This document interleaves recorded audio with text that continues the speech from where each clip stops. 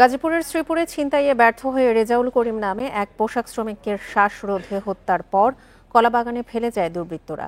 ঘটনার ১৬ দিন পর হত্যায় জড়িত থাকার অভিযোগে ৩ জনকে গ্রেপ্তার করেছে পুলিশ। সকালে সংবাদ সম্মেলনে শ্রীপুর মডেল থানার ওসি জয়নাল আবেদিন মণ্ডল জানান, ২৭ ফেব্রুয়ারি রাতে পোশাক শ্রমিক রেজাউল কর্মস্থল থেকে বাড়ি ফেরার পথে গড়গড়িয়া মাস্টারবাড়ি এলাকায় ছিনতাইকারীরা তার গতিরোধ করে।